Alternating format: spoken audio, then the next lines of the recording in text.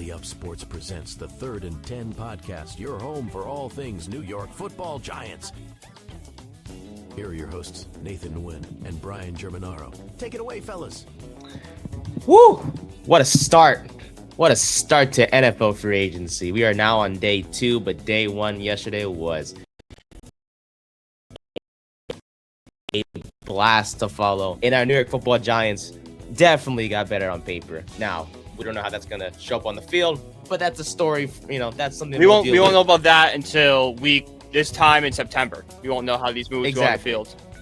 There's still plenty of time for us to, to just, we'll worry about that in the future. But for now, we'll enjoy what we've seen from New York so far, and John Harbaugh and company have done such a fantastic job of bringing in guys that will definitely help this team win games once the 2026 NFL season begins. But what is going on, guys? Welcome again to the 3rd and 10 podcast.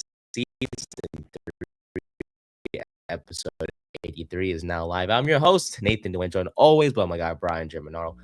Brian, it's good to see you, my friend. How you doing? I have a quick question, baseball-wise. So, a few days ago, I think, Mexico was playing in the WBC.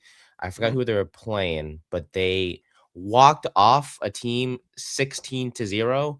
Yeah, so how does that work? So there's mercy rules in WBC. Kind of like when you're in Little League and the other team you're playing is up by a bunch of runs in like the 4th inning, you're down like 10-0, they just stop the game.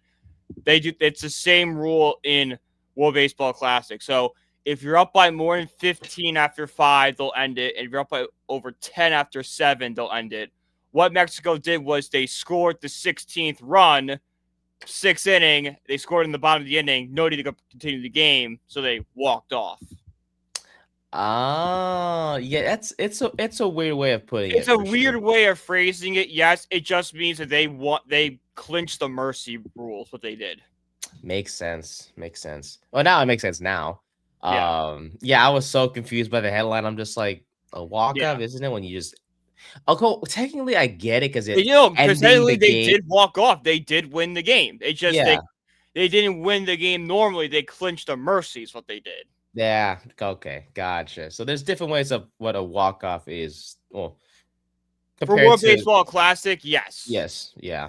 By the way, if you're getting blown out 16-0 and mercy ruled, kind of embarrassing. But the U.S. got the job done. We're getting the job done so far. We are 3-0. We are pretty much in the driver's seat for. I don't think there's a world where we don't advance, because I think we'll have a tiebreaker over Mexico, and like whatever happens to Italy happens. But the question now is just like, will we be 1 or 2? Is what the question is. Yes, sir.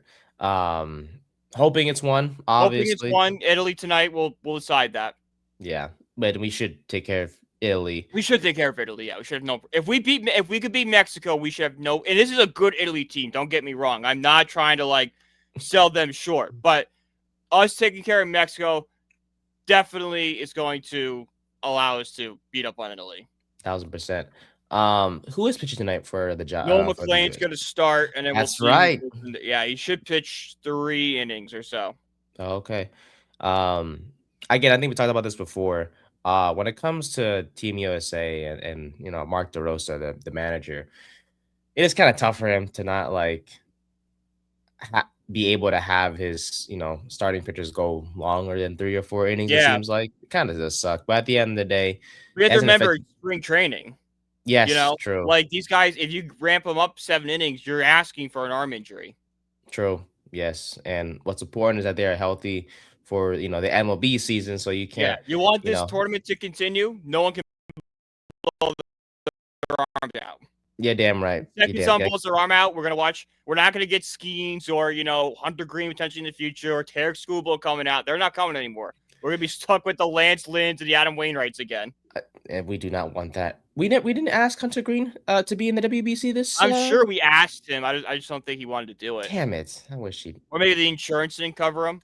Could be one of those. True. Ooh, yes. A lot of teams in the WBC have dealt with insurance Puerto issues. Rico is like the main one. Yeah, unfortunate to say the least. But I will say, my friend, excited to see what the U.S. could do. But more importantly, God, I just love this time of the year where like we see all these NFL teams make all these moves. We have so much to discuss in terms of what the other teams did Well, the from day Tennessee one. Titans are just basically The stealing Tennessee, our yeah, entire roster. The yeah, Tennessee Giants. yeah. Just to get ahead on that, I guess we'll start on that real quick, and then we'll discuss more in detail later.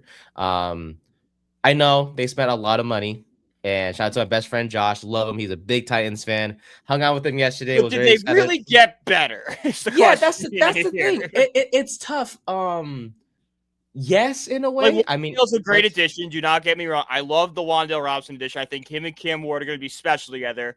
correct. But Yes, like I said on this show, Wandale Robinson is not a wide receiver one. He is a best of two. yes.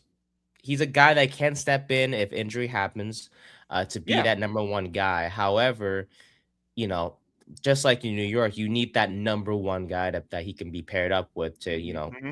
and he's mainly a slot guy. I know last year we've seen him be more of a vertical threat on the outside at times. Yep. But still, Yeah. And that's his strength. That's his bread and butter is slot. yeah. And let's be honest, and I guess interpret this how you will, but the reason why he was so good last year is because there was just no one else the Jazz could depend on a wide receiver except him. Will that be the same in Tennessee? We'll have to see. Yeah, Uh, I think his numbers may have been a little inflated. just a little bit. Of course, it helps when when Malik Neighbors is literally out for 3/4 of the season.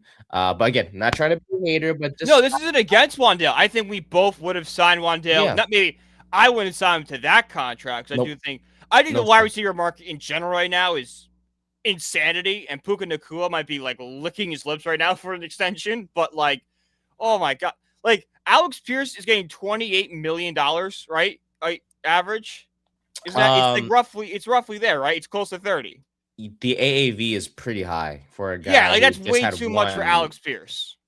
Because here's the thing, for Pierce specifically, he had a great season last year, no Yeah. doubt about it. But at Pierce the and same, Wandale are very similar, like stories receiver wise. Like upside could have continued to grow, had great seasons, but the track record does not warrant a big contract. it really does. It was pricey for sure. I know the Giants had interest in Pierce at one point, but Yeah, but you they probably know, saw that contract like, oh no, we it's might like as well no, just sign thank Wandale you. at that point. It's like no, So thank we you. don't want to sign Wandale for this number. Why do we want to sign Alex Pierce for that number? Yeah, 4 years, 116 million APY average, you know, Mm-hmm. average per year, 29 million. So Yeah, that's ridiculous. Absolute $30 million for a for guy who Alex just hadn't, Pierce. yeah, not it's Like I think they showed the graphic. I forgot who. I forgot. I'm pretty sure it's either Prize Picks. I think it was Prize Picks who had it. The ah, Prize Pick was going crazy a few days ago. Anyway, just go look through the tweets of Prize Picks and then go over to the Jets, and the tweets they've been popping off are just absolutely insane. I never thought we'd mention Prize Picks and the Jets in the same sentence, but Well, you saw I what the will do Jets so. tweeted yesterday. I sent it in our group chat. The third and 10 quarter booth collab group chat. I will need to take a look. I will need to Oh, take you a look. didn't see it? I did not. So the Jets were teasing the return of Jamal Adams, is what they were doing. And they tweeted out like I'm coming home, and they had a playlist of a bunch of songs about like, coming home. One of the songs is about was by a certain celebrity who's currently in jail for some baby lotion stuff. Oh God. They posted one of his songs. I'm like, only the Jets could Only do the this. Jets would not be aware of these socials situations going on. Like, oh my god. Like, I know what you were trying to do, but like you post that and like that just it ruined the entire thing. It's like these morons really just posted him. Out of all people, I just doesn't make sense. Again, just like the Alec Cool Pierce, idea. Execution is just an F. yeah, great creativity. You Great. just, Oh, 100%. I give him an A for effort, but yeah, you just an F for execution, guys. just not in It's 2026. like the rules is like, all right, don't post the monster. In We 20 posted the monster. in 20 20-ish, maybe that could have worked because we didn't know about the situations going on with that particular person. 2017, that's the best tweet of all time. Yes, just the Jets have been known for making embarrassing social medias posts. Remember this is Romano? long ago. The Addison Rae when she was popular on Yes. TikTok. yes. Yes, yeah. If y'all don't know what I'm talking about, just look it When up she as pooped well. out the football, yeah. Yes, yeah, that was a very strange post to say the least. But here's the thing, back to Alec Pierce. It's not like he's had a bad, No. bad seasons with the Colts. The past couple of years for him have been outstanding. He had 1,000 yards this past year with 6 touchdowns. The year before he had 824 yards and 7 touchdowns. But again, it is a bit of an overpay. I wouldn't say he's been the number one. Colts fans can Pittman correct me on Jr. this. was probably the Usually, number I was one. gonna say Pittman was the number one guy. Seemed like Then Tyler. him to the Steelers, which is interesting. I like 2 big-bodied wide receivers for the Steelers. I do like that move for them. No, I like the Steelers receiving core. I just don't know who's gonna be quarterback for them. Hey, whoever it's gonna be, they're gonna have 2 solid. I'm a very happy man. That's what they're gonna be. But they pay Pierce to be the number one guy. We'll see how that works out for him. But he's a big body guy as well. I think he's Pierce is 6'3", from Cincinnati. So we'll see. But congrats to him for getting the money. Big money, if I may add. But not as much as an overpay as Jalen Phillips getting signed for 4 years, 120. And then maybe if the Colts are stupid, they'll sign Daniel Jones to a long-term deal as well. Daniel Jones paid look for $50 million annual value. He said he was offered a deal similar to the Sam Darnold situation. It was like 3 years, $100 million. He said no. So you're not that guy, dude. You're not that guy. That meme or movie scene literally describes the Daniel Jones situation. Yeah. It's to the point where it's low. Okay, it's not my team, and I guess I'm just saying this. No, but we've been here before. We've been in the exact same situation. It just pisses me off because he does not deserve that big money. No, he had half. Go get your bag. I will never ever fault a player for trying to capitalize on a big season. Yes, but Daniel Jones, we've seen you have a big season before. What happened when we gave you a contract? All right, it took years off my life. All right. Whatever year I die, I said, well, he probably could have lived an extra 3 years had the Giants not signed Daniel Jones to that contract. It set us back, too. It did. No doubt. I think. I'm happy now because everything happened for a reason. Maybe if we don't sign Daniel Jones to that contract, we don't have John Harbaugh now. But regardless, Daniel Jones, you're not worth $50 million. No, all right? Not. So, definitely not. The combination of Daniel Jones and Alec Pierce should not cost more than Matt Stafford and Puka Nacua, which it currently is on track to. It is literally on, and Colts fans are probably going to be crying soon. Not so much for because of the Alex Pierce, but rather for the Daniel Jones contract. Because like Jones, and you could say all you want about the injuries and stuff, his play was falling before the injuries. That is true. He had half of an MVP season, but that towards the end of that first teams half figured him out again. It's exactly what happened when in that Philly playoff game. Philly figured him out, and once teams saw the tape, like, wait a minute, this is all we have to do? All right, that's easy. Exactly. I mean, again, there was always this correlation between him having a good game and Jonathan Taylor having a good game as well. So, of course, that kind of, And what happened in 2022? I bet you it's a similar situation between him and Saquon Barkley. I love it.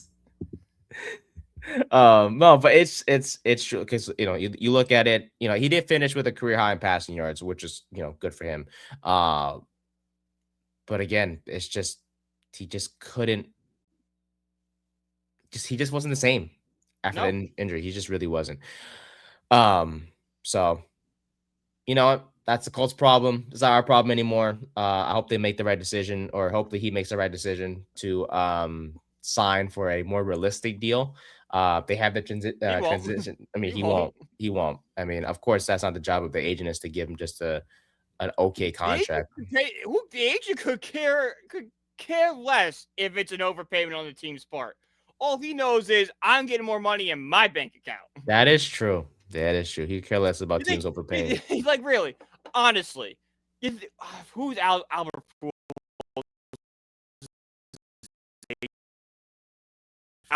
That Albert Pujols' contract was an albatross on the Angels payroll?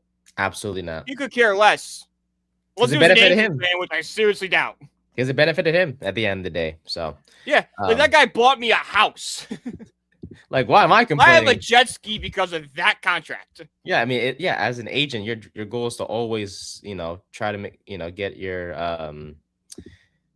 client as much money as possible, right? So it's common sense at the end of the day. So but look, hey, I know we started with a lot of negativity in regards to the move, so we can just funny. Yeah, we can call this segment our least favorite moves from free agency so far. We'll get to more positive-ish stuff in regards to day one of NFL free agency from all the other 31 NFL teams. But of course, we are the third attempt, so we discuss all Giants moves, and we made quite a few yesterday. Of course, some players were let go, but before we go on, sorry, I misread the report. Okay. Daniel Jones doesn't want $50 million. He wants the ballpark of $50 million. That means he wants more than $50 million. Okay. He wants the ballpark. I mean, sure, that also could mean less, but like at least it's going to be $40 million, and at most it's going to be like 65. Okay. Let's go over the NFL contracts at this point in terms of quarterback contract at this point in time. So the highest paid quarterback in the league right now is Dak Prescott, average of $60 million per year. Then it's Joe Burrow at $55 million per year. Then it's Allen at the same number. Jordan Love, same number. Lawrence, same number.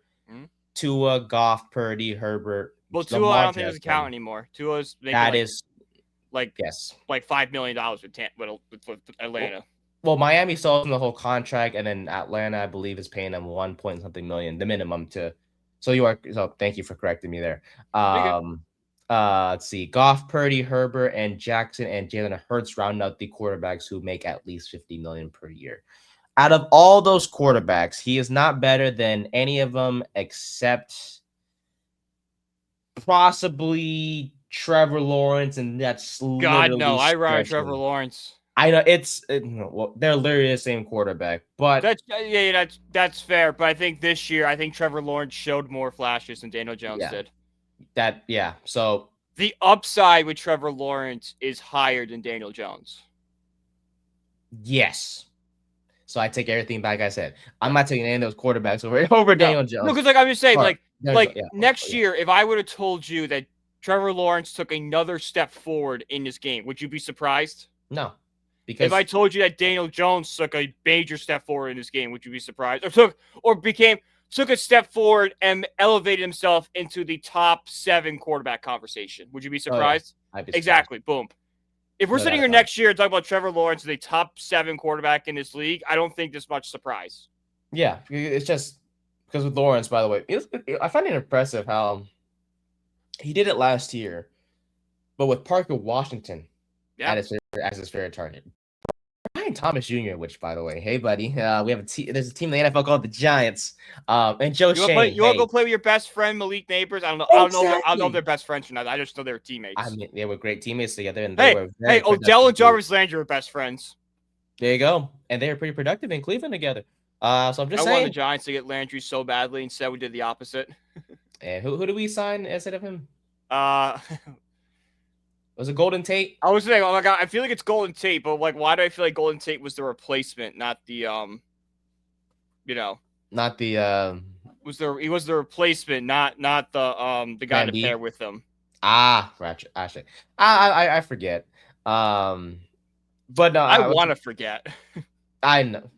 Golden Tate wasn't that bad with this, right? So no, Golden Tate was actually a very solid Giant for a while.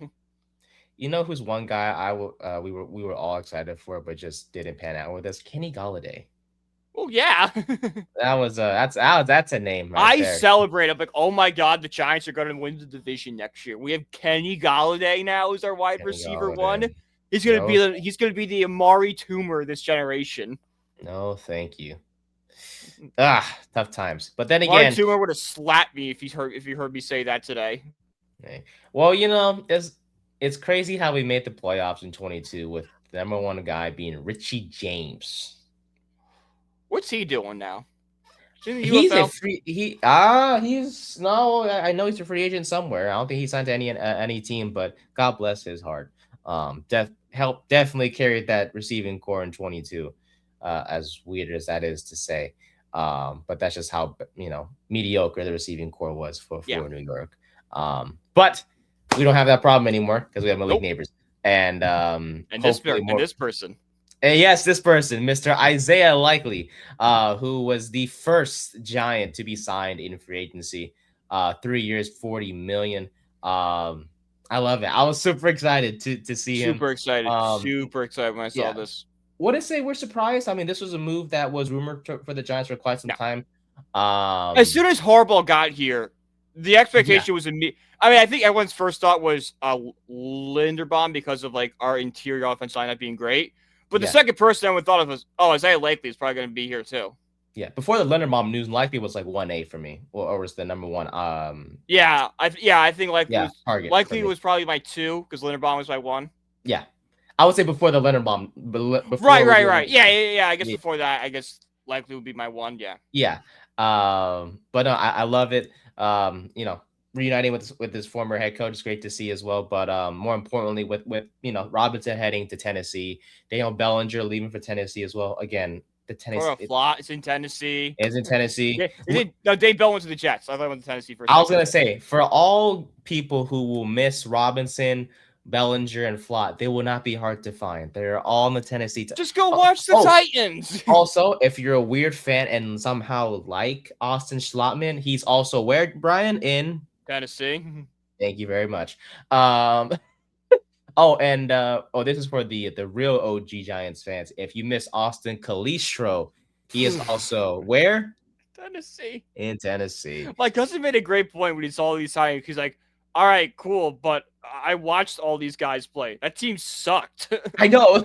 he's like, that team was garbage. Why would I be excited if I'm a Titans fan?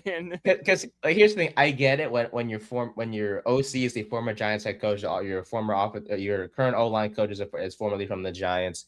I get it. Makes sense. Yeah, it makes sense. When Dave Gettleman first got here, Jonathan Stewart was our first signing. That's right, because he was a Panther who worked with Gettleman before he joined the Giants. It makes sense. It's just I don't understand what Tennessee saw from the Giants was like, we want that same thing. Yeah. But the Wan'Dale Robinson makes sense. That's like one of the top. I think it's an overpay, but like, all right, if you're interested in Wan'Dale, makes total sense. Yeah, so Wan'Dale makes sense. Flott is like sort of makes sense, but not Flott, really. I could see the vision of Flott. It's the Bellinger and the depth I'm not getting. Yeah. I mean, Bellinger was pretty underused over here, so maybe they'll use him more over there. But then again, the guy calling the play, he's gonna be the same guy calling the plays in Tennessee. That's true. I will say if he's the number 2, that's great. I do like Gunnar Helm to be the number 1 guy over there, unless they bring back Chico Okonkwo. That's something that is on my mind. He feels like a journeyman guy, like he's just gonna be a guy like every single year. Like he's on this team now. Yeah, with Okonkwo, he had a pretty good year last year. It helps with Cam Ward throwing the football to him. But it's like if your tight end room is going to be Gunnar Helm and Daniel Bellinger, I don't have the greatest confidence in the world in regards to that. But then again, again, I'm not trying to be a hater, but we've seen what Daniel Bellinger can do. We have very big experience with all these guys. If everyone knows what we're talking about, it's us. Yeah, damn right. You're damn right. So we'll see how that. But for Tennessee, good for them. They spent a lot of money. Blah blah blah. But for us, with Bellinger heading to Tennessee, Robinson heading to Tennessee, this move made even more sense, right? We need more weapons, more playmakers, and Likely is definitely that. Whether serving as a tight end number 1 or playing in the slot, the Giants will likely get creative with this guy. No pun intended. but a great young weapon for Jaxson Dart for sure. But 6'4", 245, former fourth-round pick by Baltimore in 2022, has always played second fiddle to Mark Andrews. Yeah, I did the numbers. 59% of his games were at best tight end 2. Eesh. So that's only 41. So he's played 63 NFL games. Yes. 26 of them he started. That's 41% of games he's been the starter. He's never really gotten to thrive, to be that top option. And it sucked last year because he had a broken foot that cost him toward the beginning of the season. And even when he was healthy, just an overall down year. Yeah, didn't look himself. Yeah, but the Giants are banking that they'll get the 2024 version of him where he had 42 catches, 477 yards, and 6 touchdowns.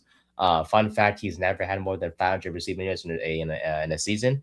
Knock on wood, he will break that streak. That's what I said in the video I made for Belly Up. I'm like this could be like he's always been at best the third receiving option in Baltimore's offense. Yeah. Because he came in 2022, so they didn't have Zay Flowers his rookie year, but they had Andrews was the 1.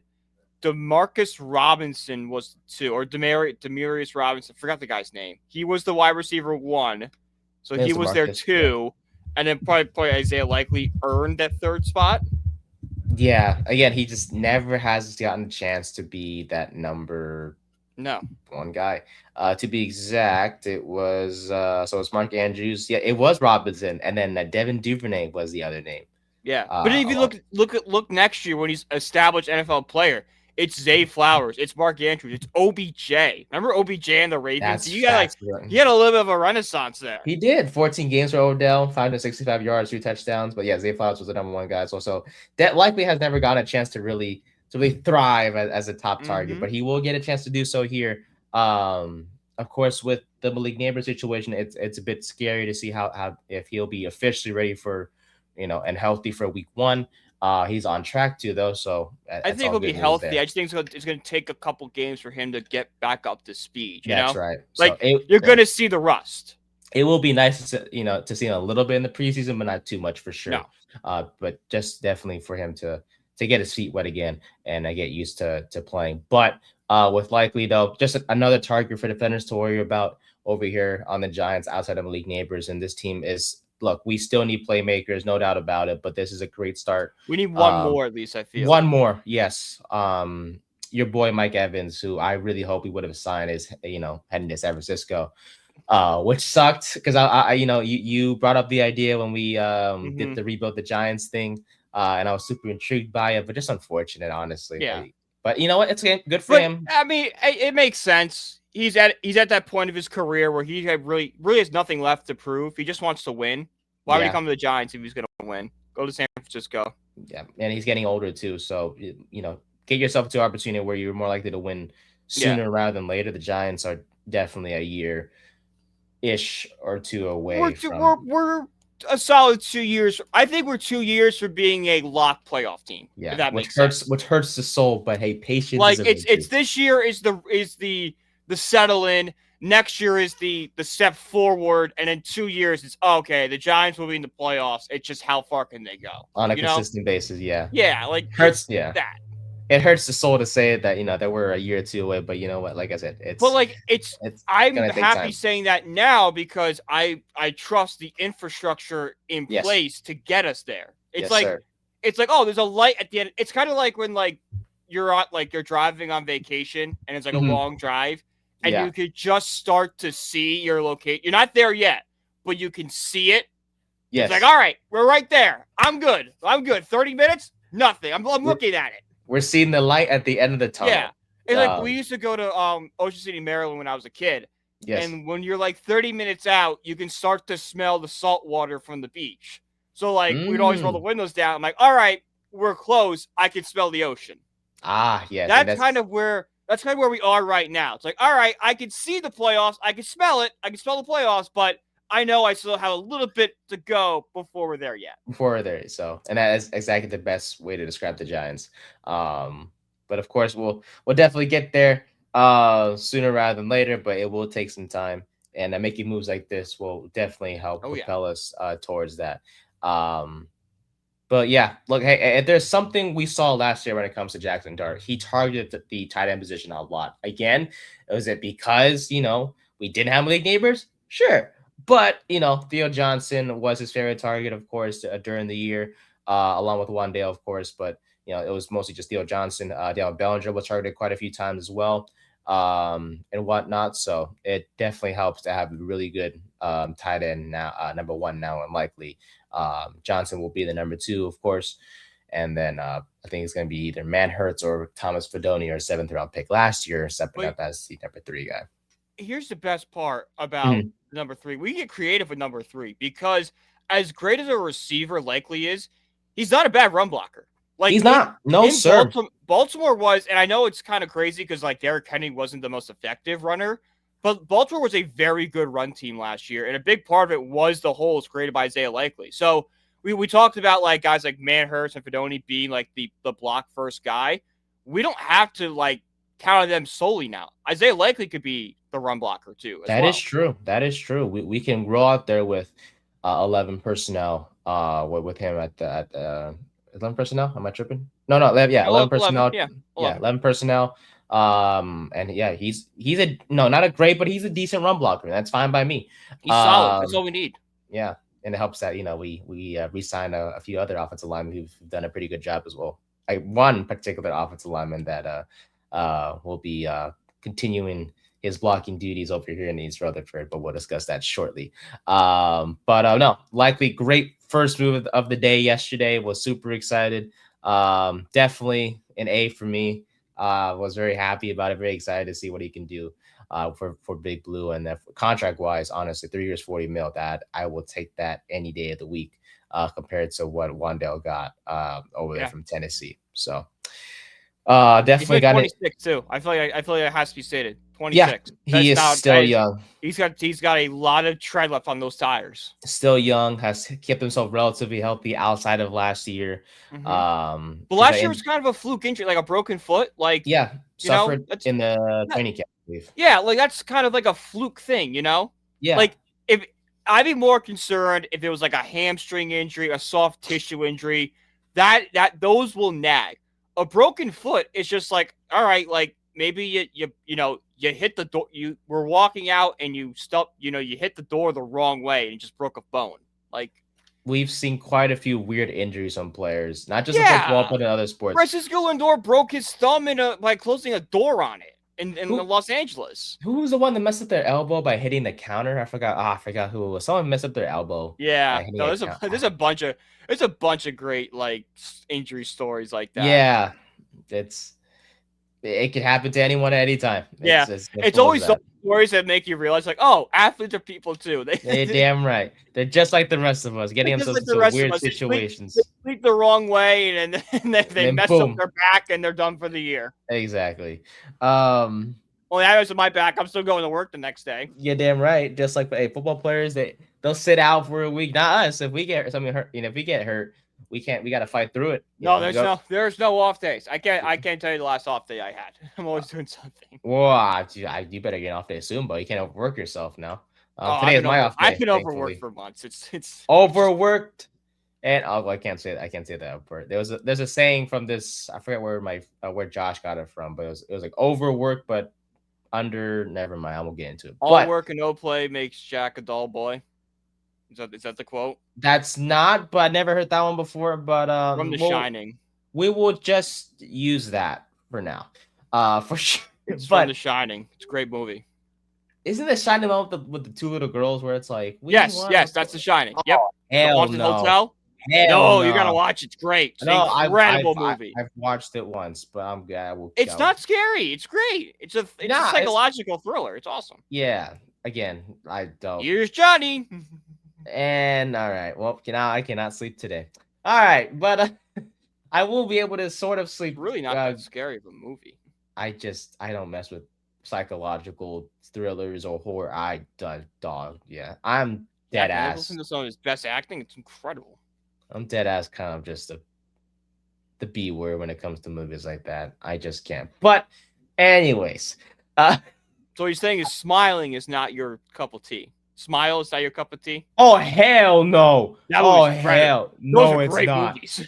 Fudge no no no Those no no are no no psychological. no. Those are trippy, and they I freak me out. I Oh, saw that crap in theaters, dog. When they closed that freaking door towards the beginning of the movie and she was smiling, I knew I was fudged for the rest of that crap, bro. Oh, hell no. yeah. Smile's the only movie I left the theater generally creeped out. I forgot how she killed herself. Then again, we Lit won't get herself on into it. fire. There we go. No, thank you. Spoilers. Anyway, yeah. No, it's not even spoilers. Some people have to have seen it by now if they haven't Yeah, the movie's already. almost. Yeah, the movie's like 5 years old. Some person right now was like, "No, I'm gonna watch that today." I'm watching it tonight. Damn it! My whole night's ruined. Hey, now go watch Team USA play Italy then. There you go. Or I mean, we've only said one death. We haven't said about the other deaths yet, so you're fine. They're fine. You go watch Smile too. It's pretty good too. Nah, I'm good. But I will be able to sleep good today, knowing that we have a punter now. Never thought I'd say that about or be praising a punter move, but the Giants officially making another former Baltimore Raven, Jordan Stout, the highest paid punter. You know, in my notes, I put highest paid punter in the punter. I meant to say highest paid punter in the league. Oh my god, did I mess up in my article? Oh crap. I think I put highest paid punter in the punter as well. By the way, if y'all haven't checked out already, I do have an article out in regards to the Giants it's the New York Giants free agency tracker. So all the moves the Giants have made so far are on there, with the exception of the cornerback we signed this morning, but we'll get to that We'll talk to him in a little bit. Exactly. But Jordan Stout, Harbaugh clearly not playing around when it comes to the special teams unit. After a year where Jamie Gillian or whatever, Scottish Hammer. Yes. Well, he didn't play like the freaking hammer last year. I tell you that. He was complete dog crap. He had a lot of ups and downs last year. And Harbaugh saw that and I was like, okay, you're done. Definitely an upgrade to say the least. Let's be honest, Brian. We do not know crap much about punter stats and whatnot, but I will say this. Stout was 4th in yards per punt, 1st in net yards per punt, 6th in return yards per punt, and 5th in EPA. Had 100 punts downs inside the 20-yard line. In his career? I don't know if it's in his career or not, or last season, but yeah. If regardless, it's a big number. Oh, yeah, no, it's career. It has to be career-wise. But in comparison, Gillian was 30th, 29th, 20th, and 32nd, respectively, in all those categories. Yeah, major upgrade. Look, this is just the culture shift for the Giants. Like, yes, sir. Because if Gettleman and Dable were still a brain trust this organization, I bet you $1,000 we would have run back last year with Gillian as our punter again. This is Harbaugh showing that, hey, these positions mean a lot. They're not as sexy as wide receiver or corner or quarterback, but you can win games if you have players that can excel in these portions. And that's Harbaugh just, being a student of the game and working to that. Like, no, we're going to address all aspects of this team. Yes, sir. Which includes kicker and punter, special teams. Like, because not a lot of people, think about like, oh, special teams is a sexy move. It's not. But at the end of the day, when it's a late in December and, field position is a big factor. I mean, field position is a factor in any game. Yeah. But when it matters most, those punters and kickers are gonna step up in big moments, man. And Stout has done. Tell me, Stout can start the team 10 yards further than Gillian can. Dude, I saw a video last night. He was backed up in his own freaking end zone and booted it 61 yards down the freaking field. I was like, what the fudge? This dude drops like 60, 70-yard bomb like it's nothing. So I'm very excited to say it. First team All-Pro last year. Solid move.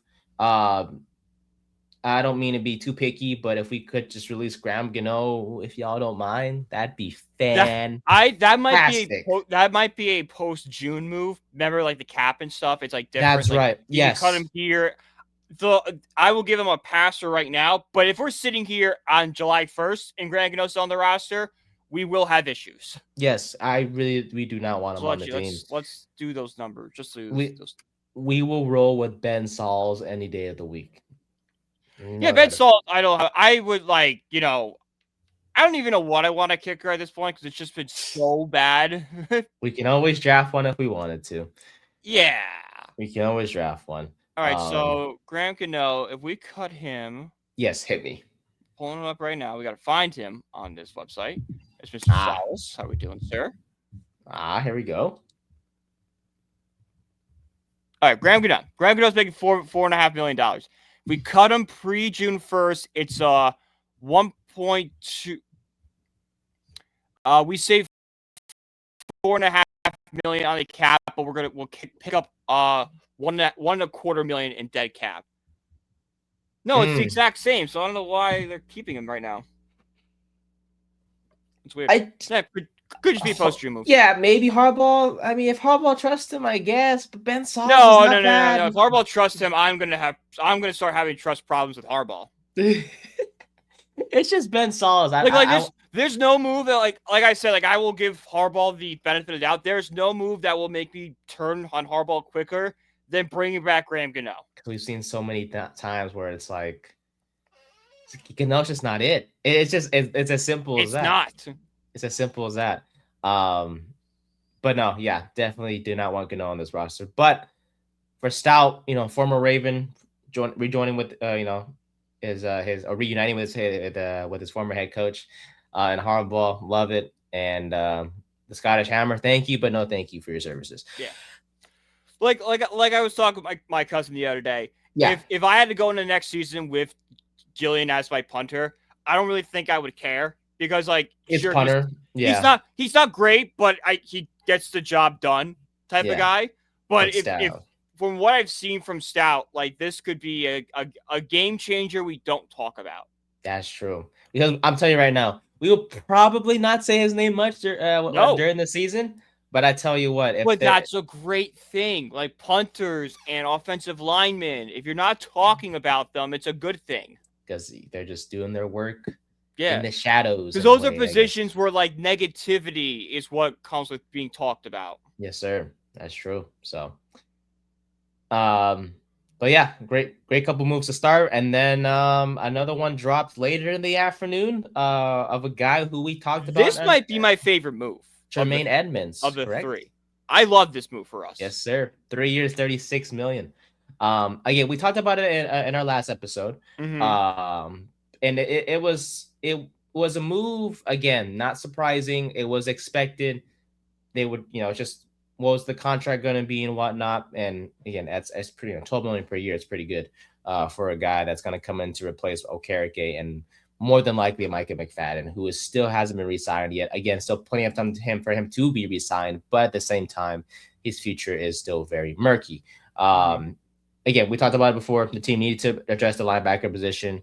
And he is the perfect replacement for sure. As a reminder, started 119 games, all 119 games that he's played in, 2-time Pro Bowler, 112 tackles last year, and it does not take away the possibility of pairing him with Sonny Styles as pick. They're actually the perfect combination because they are. Because if you look at Edmonds, I said at worst, Edmonds is going to be a great run stopper for us. If he can't contribute everything else, he's going to be just a run stopping linebacker. Mm-hmm. Styles is always a better, coverage guy.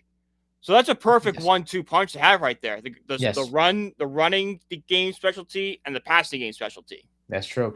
And with I saw a tweet yesterday where it's like the Giants signed Sonny Styles to mentor Sonny Styles because they're literally the same, very same build and everything. You mentioned Edmonds' run defense, but as in pass defense, he's really good. He's got sort of a ball. I mean, ball hawk is kind of stretching it, but he did have 4 interceptions last year. He can keep up with running backs and tight ends, and let's be honest, that was a major problem. He's only allowed 78.9 passer rating allowed the last 3 seasons. That's pretty freaking good, man. Mm-hmm. Compared to Bobby Okereke and McFadden, because when those guys were in coverage last year, I had a headache, low key. I said, I knew they couldn't keep up, Okereke especially.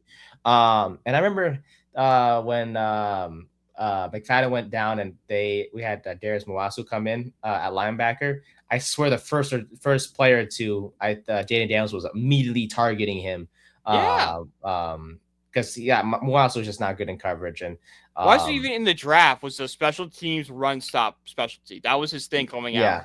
just not pass defense, and it was No. clearly shown on film. But again, we both love this move.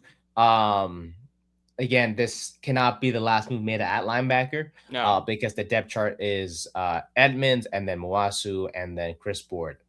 Not a linebacking core. I I'm think you comfortable. sign one more veteran depth piece, maybe McFadden. That's fine. But then you That's draft Sonny Styles at 5. So it's Edmonds, Styles, and then the backups are McFadden and Mowasu. I can sign up for that right now. That is fine by me because McFadden can play. We've seen him, show out with Okereke. McFadden's a fine player. He's just, I think, a depth option at this point. I don't want him as a starter. I don't, especially with the injury last year. Don't know what to expect from him, just like with any other player, of course. But I feel more comfortable with him being a backup for now. We'll see. Love the move by Edmonds, of Edmonds, I should say. Of course, that's, like you mentioned, your favorite out of the 3 that we've discussed so far. And tackling machine, man. So he's literally Okereke, but just a lot better. And he does not miss tackles. No, that's a big thing that was a big thing for me, not missing tackles. Yeah, that's important because Okereke missed like 21 of them last year. That was top 10, but Edmonds missed only 11, which is a pretty big difference there. And then to wrap up day 1, the Giants went with Ardarius Washington, another former Baltimore Raven. No surprise there. 1 year, $3 million. 2025 season was short due to a torn Achilles, but comes in to replace the hole that was left by Cordell Flott, who's headed to, say it again, where, Brian? Tennessee. Thank you very much. Doesn't have much. Anytime a former Giant signs with the Titans, I'm going to turn to you. But he doesn't have much experience, Washington, in the NFL. He's played in only 30 games, starting 10 of them. There's obviously still a major hole at outside cornerback even after the move, and we'll discuss another move the Giants made at cornerback early this morning. But things you need to know: the 26-year-old broke into the starting lineup in 2024 as part of the secondary switch-up they had. Marcus Williams and Eddie Jackson were benched, and then Washington joined Kyle Hamilton to stabilize that back end of that defense. And after that season, they were like, okay, you're gonna be paired up with Malachi Starks, while Hamilton was going to return to this more of a nickel star role, closer guy that can play towards the line of scrimmage, which, by the way, he's done a fantastic job at so far for Baltimore. But unfortunately, he had a torn Achilles during offseason training.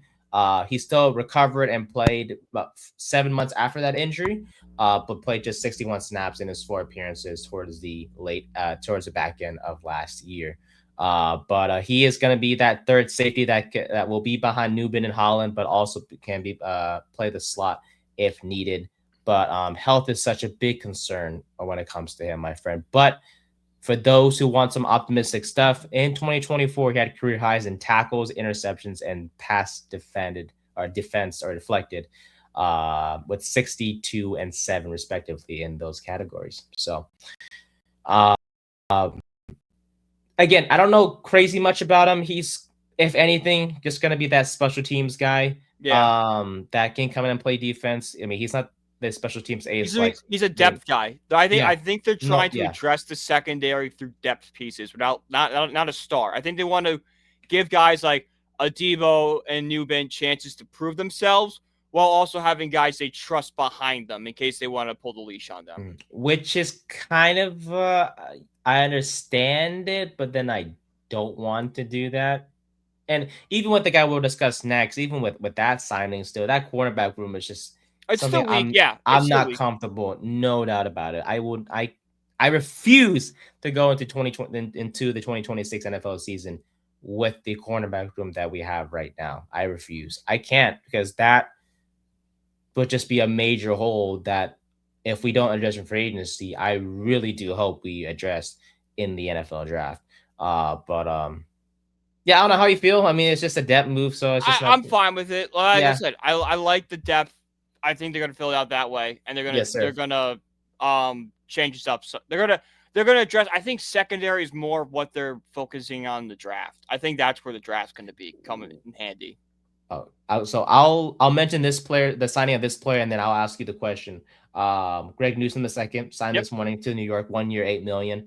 A guy who low-key struggled in Jacksonville, but it was due to the scheme change they had over there, according to reports.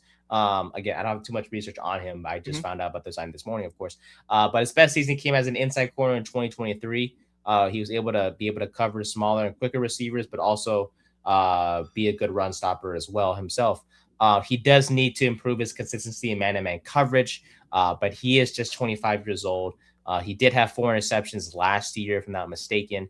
Former first-round pick himself, and yeah, again, it does this move, just like the Washington move, does not scare the Giants or would not refrain the Giants from making more moves at the cornerback position because the room is as follows: Adebo, Newsome, Phillips, and Deontay Banks.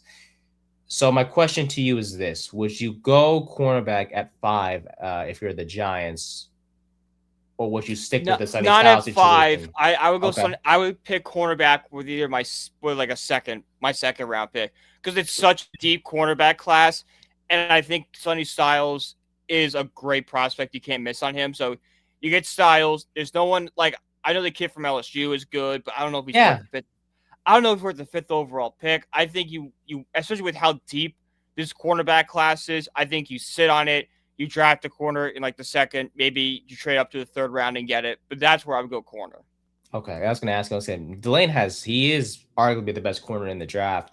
Jerron McCoy would argue otherwise, but again, he didn't play last year. Had a great 2024 season where he played like the best corner in college football from Tennessee, or at Tennessee, I should say. So again, it will definitely be a position that will be addressed eventually. I Yeah. just whether it's a veteran or a top prospect,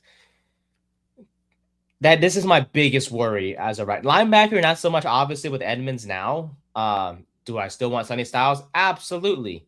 But again, I look at this corner room and I'm like, I can't do it. I really hope Harbaugh has something up his sleeve. I do. So, but Newsome, great move. Again, I will need to look into this more, especially considering his struggles. So they Whatnot. if you look at, he had a QB impact score his first 3 years in the league. It was like 80, 77, and like 83. So that makes it Okay. good. Then struggled in Cleveland, got traded to Jacksonville, and that's where the fall off happened. Okay. But they're saying that Denard Wilson can, get him back to that good corner because he comes from defensive background. Gotcha. So if anyone can figure him out, it's him. Gotcha. Okay. All right. But I'm excited. I am. He's young. He's athletic. You can put him in the slot. Better run. Arguably a better run defender than Drew Phillips? Question mark. I don't know, but we will see. We will see indeed. And then finally, we'll discuss. Oh, thank you to James Hudson, Bobby Okereke, Jamie Gillian, Wandale Robinson, Cordell Flott, Daniel Bellinger, and Dane Dalton for your services for the Giants, by the way. I only missed like 3 of you. James Hudson being one of them, of course. But no, of course, James Hudson's one of them. But welcome back, Gunnar Olszewski, Devin Singletary, Isaiah Hodgins. Welcome back as well. And of course, Jermaine Eluemunor. We were gonna get one of the 3 guys that the Giants had to were possibly gonna resign, right? And why not Eluemunor? Excited he's back. He wanted us to be back. Jaxson Dart's definitely glad that he's back. My God, Dart's back. He's back. He's excited as well. What's it called? The Dart's dad is excited too. Because he publicly tweeted that being excited about the move. But in all seriousness, I feel I'm not sure if I really expressed this much on this show. But out of the 3 guys that we were planning or thinking about re-signing, I wanted this one the most. To be honest, because Robinson was going to be an overpay. Flott, my thoughts on Flott were mixed. But Eluemunor, this is not to say he's the best right tackle in the league. We're not saying that whatsoever. But he's very serviceable. Did a hell of a job protecting Dart last year. Was signed in 2024. Was going to be this, depth piece, and Evan Neal was going to start, and then he exceeded expectations. Eluemunor did. For those who don't know, Andrew Thomas and him and Andrew Thomas together allowed a pressure rate of 2.95%. That is the best among tackle duos in the entire league last year. Never thought I'd say that. But that goes to show how good the Giants' offensive line was last year, especially at the tackle positions. Top 10 pass protector, no doubt about it. And for 3 years, $39 million. Not bad. Not bad at all. Lower APY than Titus Howard, who got traded from the Texans to the Browns, got resigned to a pretty big deal, but Howard has had his struggles. Eluemunor is the complete opposite, so definitely got a bargain there for sure. He wanted to be here. Us fans wanted him to be back, and we all got what we wanted. So thank you to Eluemunor for signing back with us. Welcome back, King, and I'm excited to see what he can do. And I know you're happy about the move as well, my friend.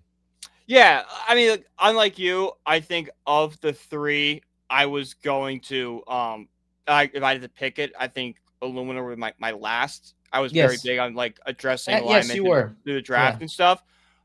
But I'm fine. I'm happy he's back. He's a very solid guy for us. It eliminates a hole at the line, which I don't want any question marks with the line going into this year. So no, sir. Eluemunor's back. I'm happy about it. Yes, sir. Yeah, because I remember we did talk about it before. Again, Eluemunor is not this fantastic star right what tackle. Scares me about Eluemunor is he's a veteran that had a breakout year. You can find Eluemunors anywhere is my problem. Okay. It's like, do we really want to pay so much money for something that we could find cheap somewhere else? Mm-hmm. I guess to refute that respectfully.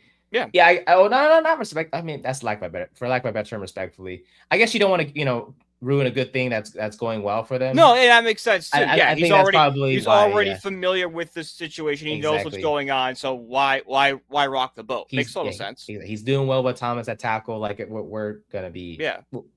Again, like you just mentioned, it gives us one less position to worry about in the draft and removes the possibility of taking some, Spencer Fanu or Francis Maunoa at 5 for us. So, with that being said, we'll get to the rest of the NFL shortly and whatnot. Again, not much day 2 news at all whatsoever as we're recording. No, we'll probably get stuff later on in the afternoon. Probably. I mean, all the hype's always on day 1, and all the big moves happen day 1, then day 2 and day 3. So usually when.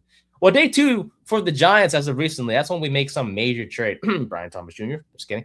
It's just a suggestion for Joe Shane or for John Harbaugh and company. I will never mention Joe Shane's name ever again.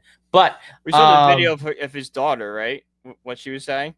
I did. I'm going on vacation. Don't ask me what my dad's doing. Everyone in the comments like, don't worry, we know your dad doesn't do anything. He does not. He has a minimum role. He is just focused on scouting and nothing. He goes out there and gets the coffee for everyone else.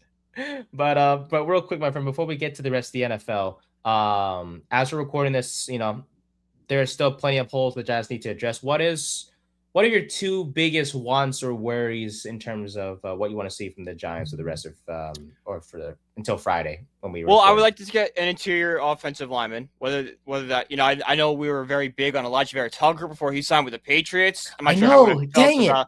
Yeah, I want to get a guard. I heard Wyatt Teller is a potential for us from Cleveland. So go out there and get a guard. I also would like us to maybe bring in like just some sort of safety to get behind Nubin. Just to have like, all right, Nubin, we're going to give you the reins, but if you don't work out, kind of similar to like a Newsome signing where it's like, all right, you are going in a depth role, but if we need you to, you can be a starter. Yes. With Nubin, of course, we have our doubts. I've had my doubts. I still have a lot of faith in Nubin. I still like what I see, but like I'm not going to be naive and say he's been great. He's struggled, and I think we should have a solid backup plan. Yeah, and maybe that backup plan consists of Caleb Downs possibly being drafted at 5. It's a possibility. I feel like if you draft Downs at 5, it's like you're just like, all right, you're going to be the starter one day. I'd rather go veteran route to like, all right, Nubin, like this is your chance. You can still be a starter here, but you got to earn it. You got to earn it. Speaking of guards, the Giants are interested in free agent Daniel Falele, if that's how you say his name, after Vera Tucker signed with the Patriots. Falele is 26 years old, also from the Ravens. 4th round pick in 2022. Started in all 17 games last year at right guard. Again, the Giants could either pivot towards him. You mentioned Wyatt Teller, of course. They could also bring back one of their own with Greg Van Roan, even though I don't really feel comfortable. Yeah, I was going to say, I don't feel comfortable. As a depth piece, sure. As a backup, my God, yeah. As the first guy, sure, I'll take him as a depth piece, but he fine. cannot start games for me anymore. Yeah. Sorry. to start whatsoever for sure. I was gonna say, well, I mean, if you really want to teach, oh god, why am I blanking Bo? on the name? Yeah, Marcus Bo. No, I mean, yeah. I've always been a big proponent of teaching Bo guard and having him be a swingman. I've been very big with that. I don't know. Yeah, the interior offensive line is definitely a concern, like It you needs help. mentioned. It For needs sure. help. It needs a It signing. does. Because with Runyon too, I mean, there's talks of him being cut, which would create even more of a bigger Exactly. hole. It's like, all right, now we have two holes on the exactly. So I don't think it'd be wise to do that. But if they like now we do not have someone we could trust that plays guard. That we can agree on. Because Runyon is average at best. Same thing with Van Roten, and Van Roten's getting older, and it's just this whole. Yeah. And the future of JMS was uncertain to start free agency, and then Linderbaum went to the Raiders. I really think that's only because of the Linderbaum was available. I feel like if Linderbaum had one more year left in his deal, we wouldn't have heard anything about the Giants upgrading center. Yeah, but because of that, it was tough. Yeah, because the connection to Harbaugh and he's available. It's like, oh well, if he's available, might as well. Yeah, exactly. So, speaking of Linderbaum, again, hell of a day one from our boys. But of course, there's 31 other NFL teams that made moves yesterday as well, unless you're the Eagles because they didn't do crap. Sorry, didn't mean to target your boys, Jared, but you guys, they really didn't do anything at all. They lost a bunch of guys. We mentioned Jalen Phillips earlier in the show as one of them. Nakobe Dean going to the Raiders as well. Mm-hmm. Well, let's be honest. The day yesterday was dominated by the Raiders and the Titans, my friend. Let's be honest. That's what happens. Yeah, cap space. Yeah, man, I tell you. I'm not sure how updated this is.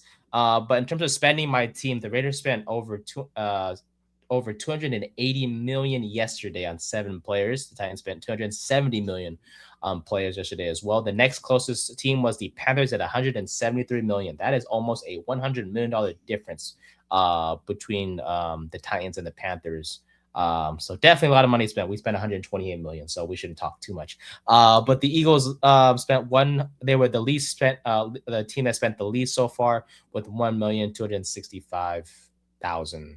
No, 1,265,000. Yeah, I said it correctly. I don't know who they signed with that money. Probably someone irrelevant, to be honest, but I digress. But yeah, a bunch of moves happened yesterday, my friend. So I ask you this. Oh, it was Taquan Graham who they signed. Never heard of him in my life. But who was your favorite move from day one yesterday in terms of the other 31 teams? I love that the Chiefs went out and signed Kenneth Walker. I know it might be a little chalky, but let's look at what the Chiefs situation is. We do not know when Patrick Mahomes is going to be playing next year. No, sir. We don't. Some people say he's going to be ready to go. Other people are saying he's not coming back before Thanksgiving. So no matter what, I think Mahomes is missing some time next year, and that's going to hurt the Chiefs. Yes. The Chiefs can go now as, all right, we're going to build this offense around Kenneth Walker. He will be the main, we're going to be a run-first team. And with a quarterback coming off an ACL injury, that will help a lot too. And with, the amount of draft picks the Chiefs have, this Chiefs team might be back, already. They've already might reloaded. I really like, because you can just build that offense around Kenneth Walker, and he can rush for them and make up for whatever they lose out with Mahomes not being there. I like that, yeah. And again, it's Walker. I know when you're assigned to a contract like that, you're expected to be the number one guy, but he will be able to work on together with Isaiah Pacheco to create a pretty good 1-2 punch over there. So, actually, no. Oh, Isaiah Pacheco just signed with the Lions. Oh, my apologies. He's a free agent. Oh. So I didn't know he was a free agent. And Pacheco will be the new 1-2 punch in Detroit. So maybe it's Walker and Kareem Hunt. Let me ask you this. Does this, again, this may sound like a super question, but does this take him out of the running for Jeremiah Love at 9? I would assume so. Because why would you sign a big running back contract and then use one of your premium draft picks on a running back as well?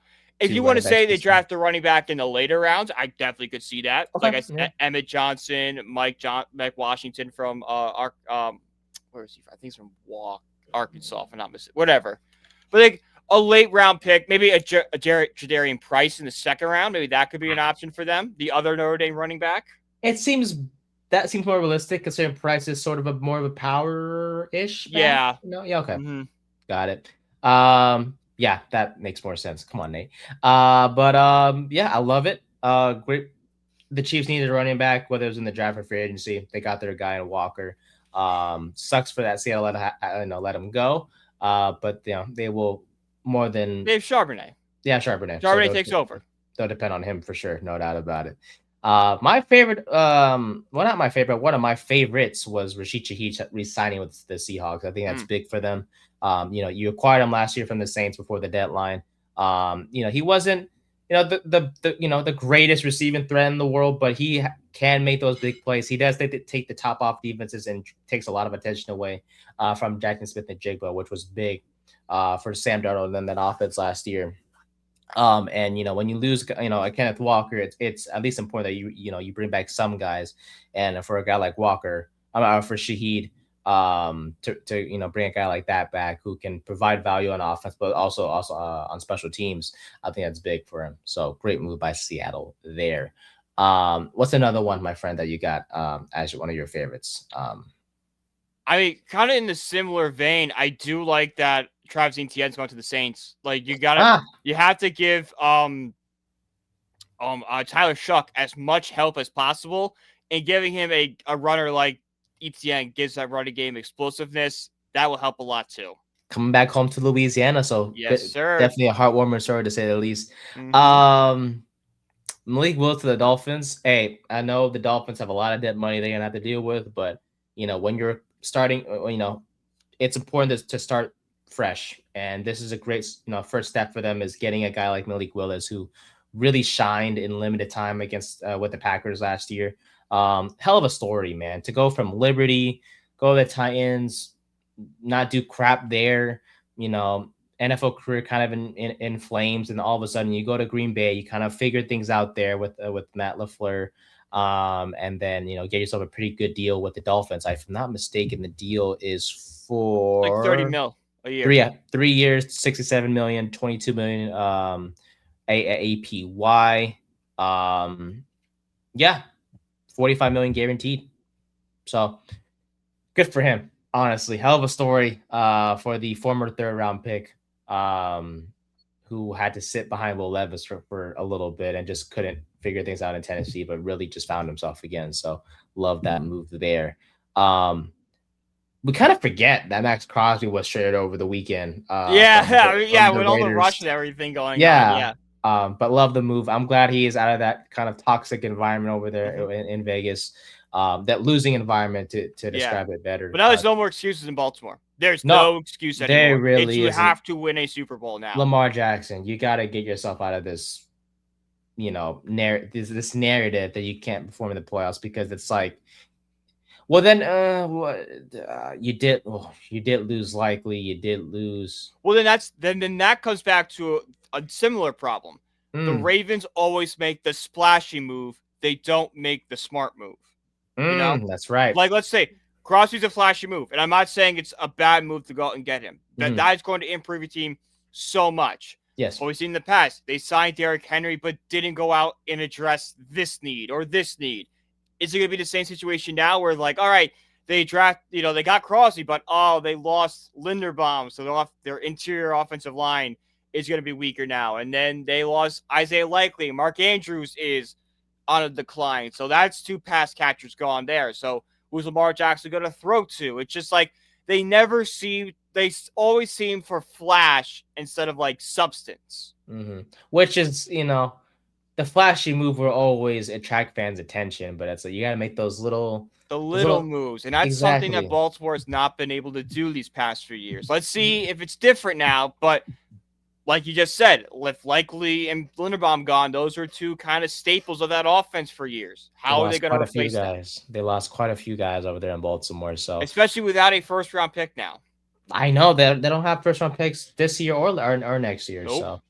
It will be interesting to see what they do there. And then Tua, another, speaking of quarterbacks, he is heading to Atlanta on a minimum deal. You all left the quarterback room. Yeah, I don't know how to feel. I don't. I mean, 2 left-handed quarterbacks on the. I don't know.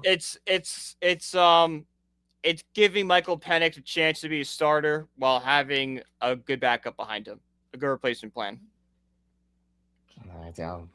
Saying he's a good replacement. Not a good replacement pick, but just something that's not going to be embarrassing. Not gonna run Max Brosmer out there. I'd rather run out Kirk Cousins than Tua. But Kirk Cousins was too expensive. How much was he demanding? That's my question. Shoot. I don't know how much he was demanding, but they just cut him. I don't know if he would like want to go. I don't think Kirk and the Atlanta Falcons have exactly the best relationship, considering everything that happens. That is true. True. Okay. Yeah. Nah, that makes sense. I can see Kirk going back to like Minnesota then, if anything. I think Minnesota is the best spot for Kirk. I really do. Yeah. And then finally, honestly, the Raiders overall, hell of a haul they got in yesterday. Linderbaum, Kwity Paye, Quay Walker from Green Bay, Nakobe Dean from Philly, Jalen Naylor, who was quietly a good number 2, number 3 guy in Minnesota. I think all Vikings fans can agree with that. Yep. Eric Stokes and Malcolm Kuntz rounding out their They're building the roster for Mendy. They are.